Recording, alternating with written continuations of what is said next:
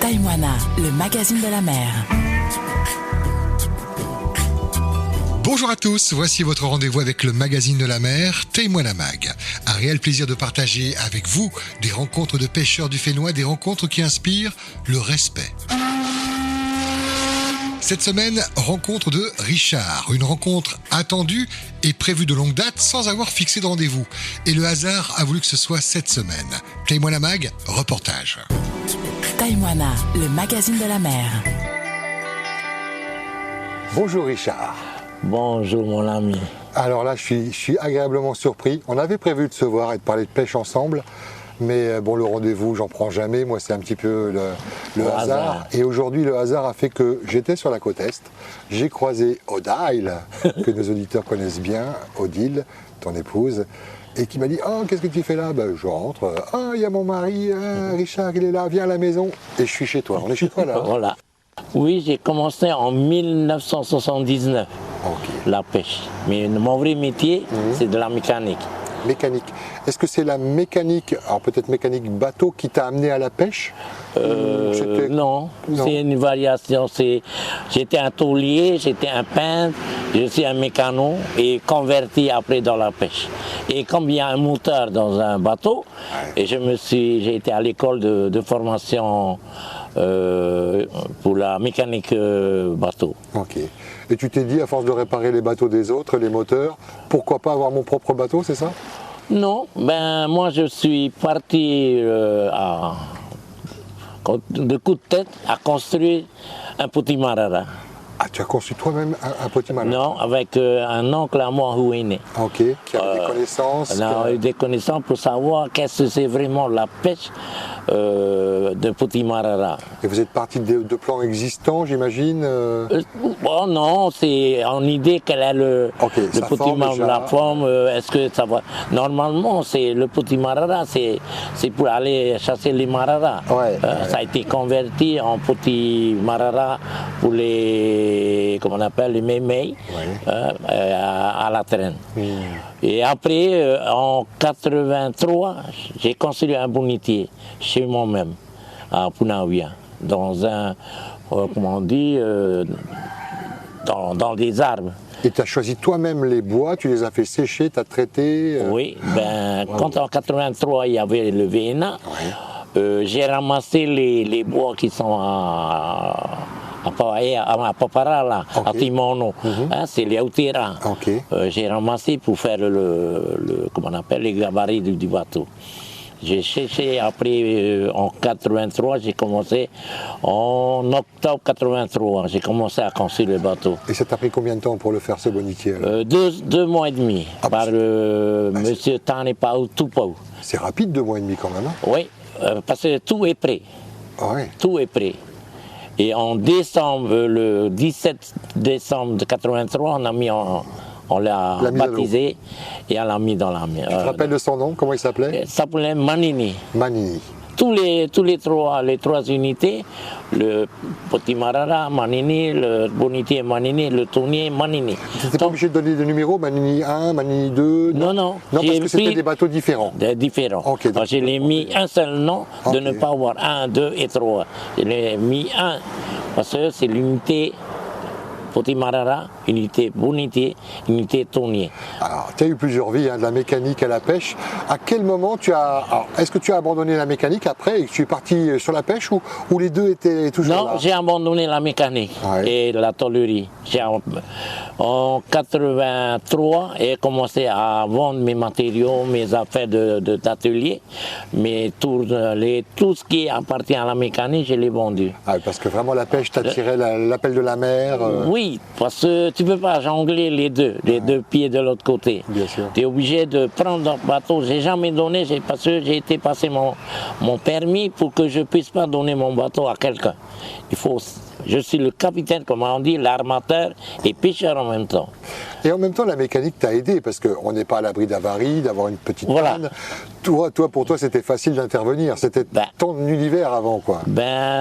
Tu sais, là-dedans, si tu ne prends pas la mécanique, tu seras le perdant dans cette affaire parce que tu prends un autre mécanicien pour qu'il vienne réparer, 3 jours, tu n'es pas encore en mer. Tandis que moi-même, je le répare, je le bichonne, tout jusqu'au départ. Et toute une carrière de pêcheur, alors tu as fait de belles campagnes, tu t'estimes avoir été ou être un bon pêcheur? Oh non, il faut tout le temps choisir comment il faut pêcher, et à long terme, à court terme, tu sais, il faut revenir. Dans les bonités, c'est un aller-retour. Et après, en 83, je l'ai vendu.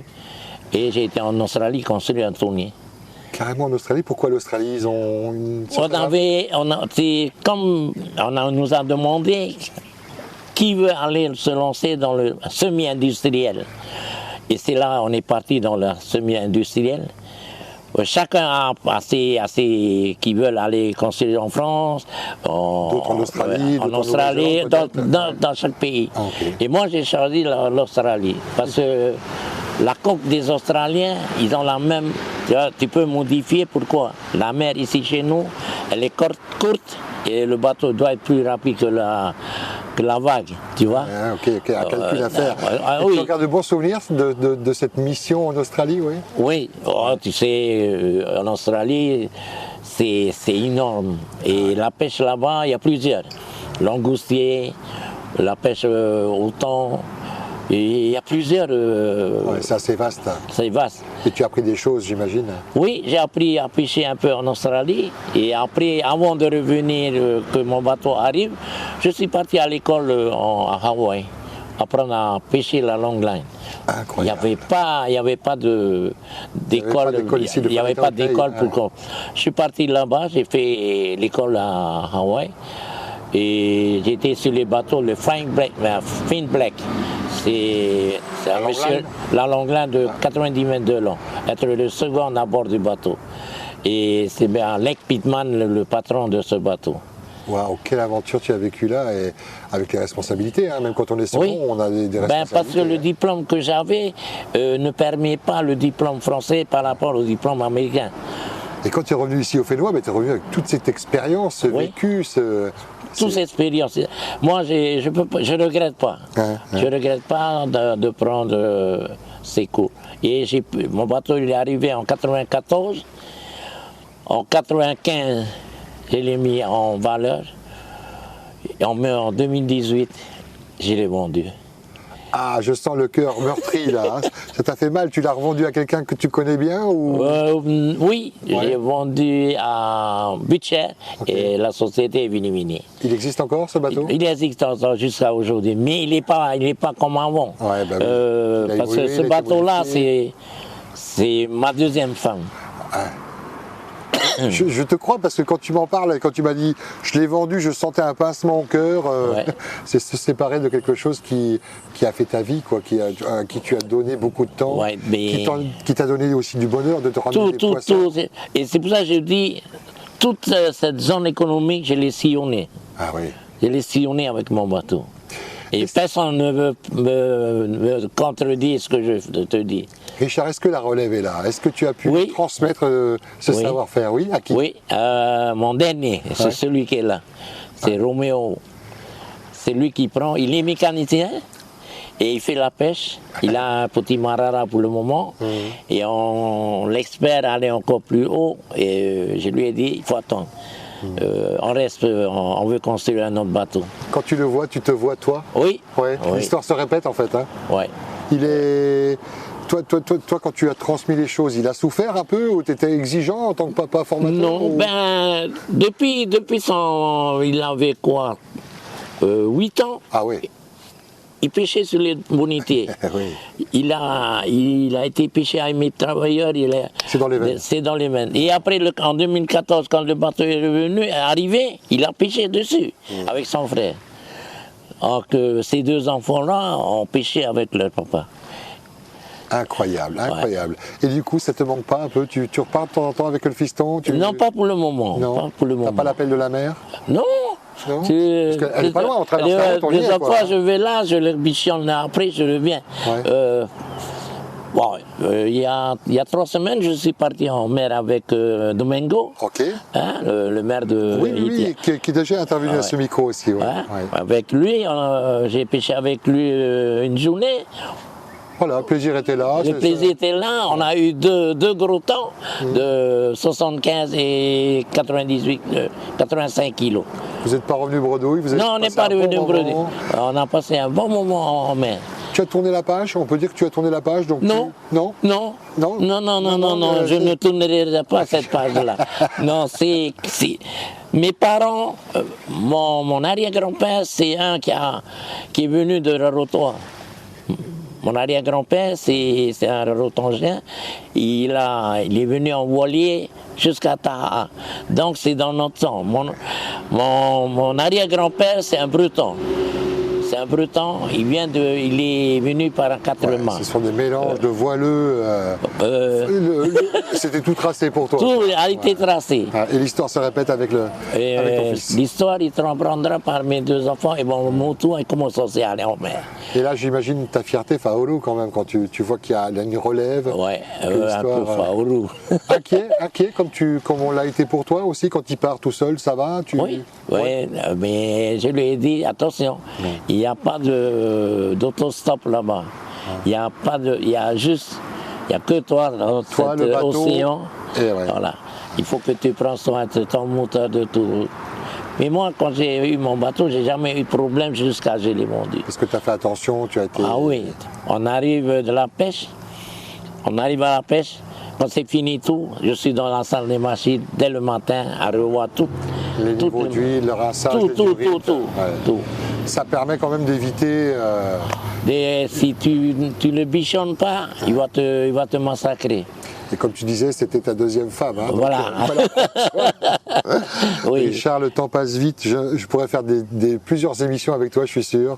Ouais. Mais le temps passe vite et je te remercie beaucoup de m'avoir accordé ce temps. Et je vais te laisser le mot de la fin. Je sais que tu parles parfaitement bien tahitien. Je te remercie d'avoir fait l'effort de parler français avec moi. Je vais te laisser le mot de la fin. Tu en fais ce que tu veux. Ça peut être pour saluer la famille, des gens qui ont le plaisir à te reconnaître et à t'entendre. Je veux aussi... remercier toi en premier, et je remercie aussi les gens qui l'écoutent en ce moment, toute la famille qui sont loin, qui sont à Taha, qui sont dans les toits. Te hamaruru nevo naruto I to tātou reo. Proheo nā te reo pūrau. Te umo whiti atoa. E to I te peau tuamutu, te peau rarumatai, peau tu hapa. E roto to I tun mea. Roto I te taro atu o nei rutina ni te ora rato me tu o nei rutina ni. Taro mai te mana. Noria e hamaruru o iao. Ramua roa te tātai armei ani. Iau tu manao. Te rai o tā manao peo. Maruru, Richard, je suis ravi. Merci beaucoup. Taïwana, le magazine de la mer. Cette émission est maintenant terminée. Merci à Richard. Retrouvez-la en podcast, cette émission, sur le site de Polynésie La Première, ainsi que sur toutes les plateformes. En cas de difficulté en mer, d'observation d'une difficulté depuis la terre ou de perte de matériel en mer, contactez sans délai le JRCC composé le 16 sur le téléphone, l'appel est gratuit, ou le 16 sur la VHF. Passez une très belle journée. Bon appétit si vous passez à table et bon courage à nos amis les pêcheurs. Rendez-vous la semaine prochaine.